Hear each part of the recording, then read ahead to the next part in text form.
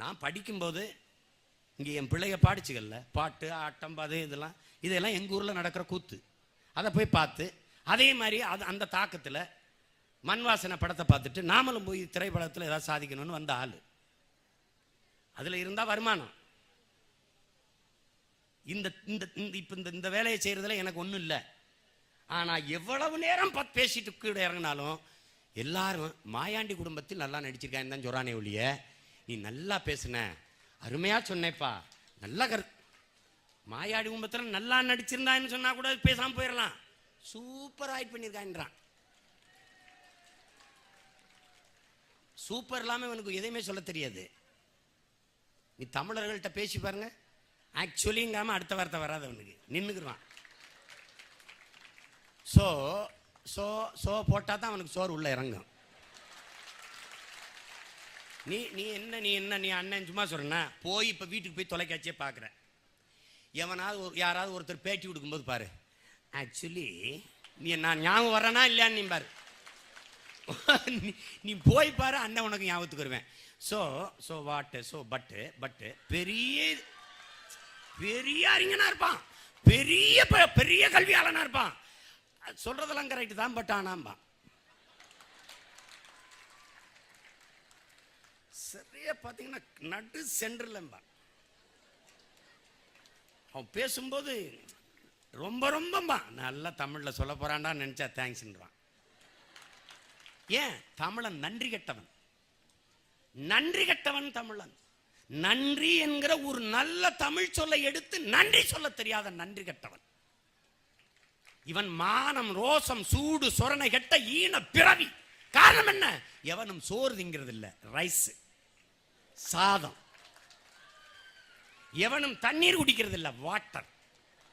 தண்ணீர் குடித்தா நல்ல ரத்தம் ஓடும், சோறு தின்றால் சொரணை வரும், சூடு வரும். எல்லாம் ரைஸ் திங்கிறது. அவனே ஒரு பிச்சைக்காரன். உன் மொழியிலிருந்து பல களச்சொற்கள், உயிர் சொற்கள், வேர் சொற்களை திருடி அவனே ஒரு மொழியை உருவாக்கி வச்சிருக்கான். இயேசு பிறக்கிறதுக்கு, இயேசு பிறந்து 500 ஆண்டுக்கு பின்னாடி தான் ஆங்கிலம் என்கிற மொழி உருவாகுது. இயேசு பிறப்பதற்கு 500 ஆண்டுகளுக்கு முன்பே தமிழனின் தொன்மை இலக்கண நூலான தொல்காப்பியம் இருக்குது. நீ உன்னுடைய இனப்பெருமை குலப்பெருமை தெரியாம நீ பைத்தியக்கார மாதிரி தெரியுற. உனக்கு என்ன பெருமை இருக்கு? நீ எதை உணர்ந்திருக்கிற? நீ இங்க திட்டமிடுதலை பற்றி என் தம்பி என் பிள்ளை எல்லாம் பேசுனாங்க. திட்டமிடுதல், பிளானிங். பாருங்க, திட்டமிட தவறுகிற போது தவறு செய்ய திட்டமிடுகிறோம்.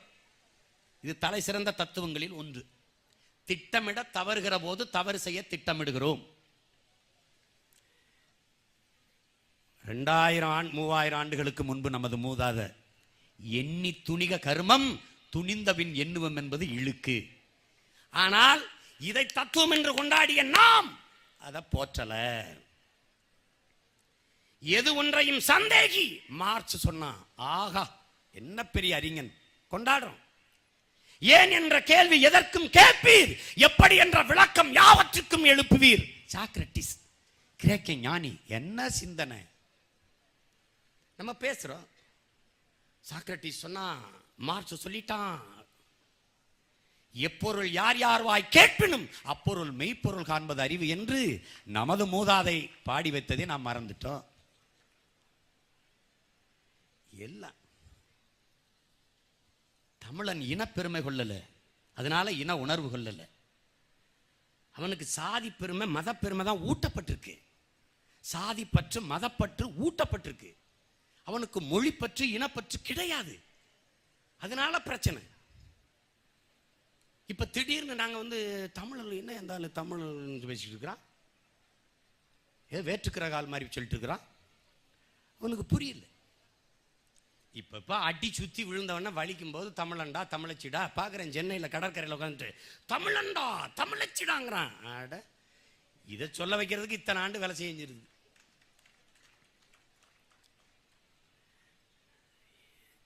எவ்வளவோ நமது முன்னோர்கள் அறிவுறுத்தினாங்க.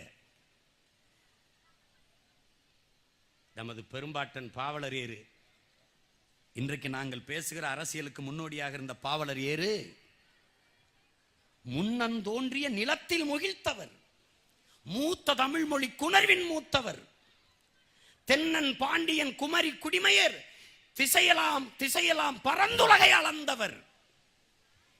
இன்னரும் இயலிசை நாடகம் யாத்தவர்.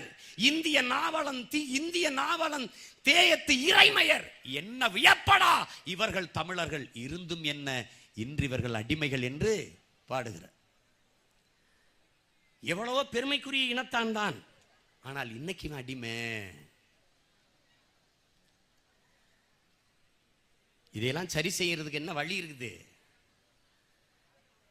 என் அருமை தம்பி தங்கைகள், தன்னலமற்ற உண்மையும் நேர்மையுமாக இந்த மண்ணுக்கும் மக்களுக்குமான ஒரு தூய அரசியலை செய்வதற்கு வரணும். அரசியல் என்பது மக்களை வைத்து பிழைக்கிற பிழைப்பல்ல, மக்களுக்காக தன்னலமற்று உழைக்கிற உழைப்பு என்பதை புரிந்து கொண்டு நீங்கள் வரணும். அரசியல் என்பது முழுக்க முழுக்க மக்களுக்கு செய்கிற சேவை என்கிறார் பெருந்தலைவர் காமராஜர். அரசியல் என்பது மக்களின் மீது அதிகாரத்தை செலுத்துகிற விவகாரம் அல்ல, அது மக்களுக்கு ஆற்றப்படுகிற தொண்டு என்கிறார் என் உயிர் அண்ணன், என் அன்பு தலைவன் மேதகவே பிரபாகரன் அவர்கள். அறிவார்ந்த தமிழ் சமூகத்தின் பிள்ளைகள், நீங்கள் இதை உணர்ந்து தெளியணும். அது இல்லாம நமக்கு என்ன, எவன் ஆண்டா என்ன, எவன் போனா என்ன அப்படின்னா ஒன்றும் செய்ய முடியாது. நம்மளை சுற்றி இருக்கிற இந்த ஆபத்தை, இந்த சூழலை நீங்க உணர்கிறீர்களா என்பது